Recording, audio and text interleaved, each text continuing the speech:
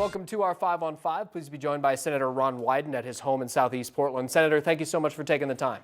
Thanks for having me again. Our pleasure. So polls right now showing former Vice President Joe Biden doing very well in this race.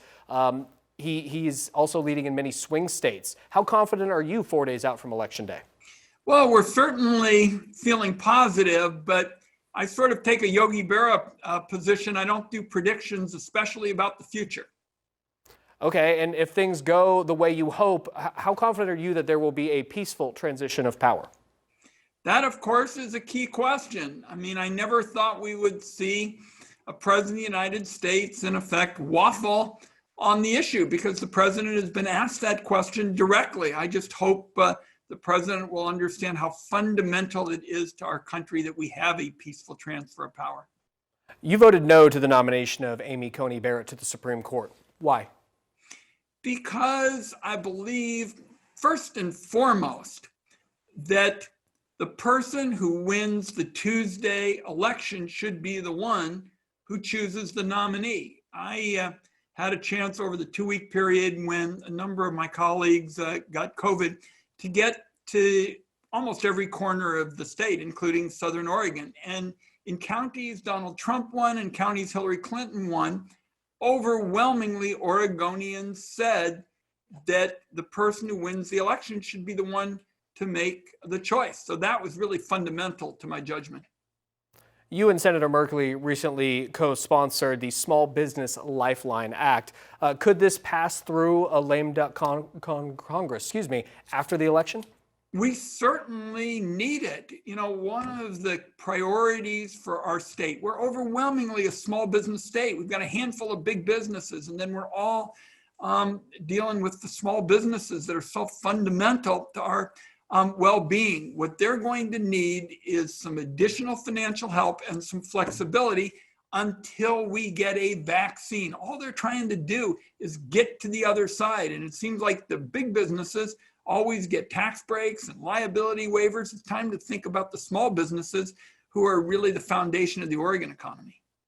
All right, we're going to take a quick commercial break. We'll have much more with Senator Wyden in a moment. Stay with us. Welcome back to our 5 on 5. Again, we're joined today by Senator Ron Wyden in Portland. Senator, thank you again for taking the time. Thank you. So I want to ask you, you've said in the last month that we were in the first quarter of a football game or a basketball game regarding the Almeda fire. Where are we today, and what is FEMA doing right now?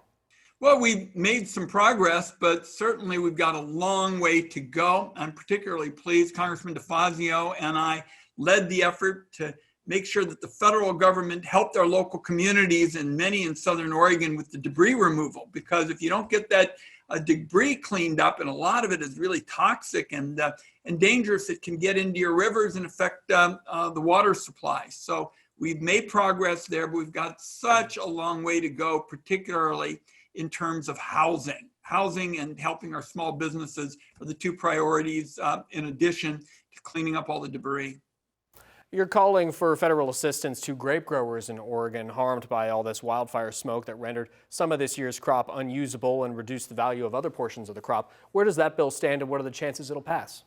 Well, I'm very hopeful that we'll get action on it in the lame duck session. You know, the reality is that the West, and we're seeing this particularly with respect to fires, we have different economic challenges than they do back east, but Western members of Congress always have tried to be sensitive to other parts of the country, say as hurricanes and the like. We're going to need some help now because we can't afford to lose such a promising economic sector for our state.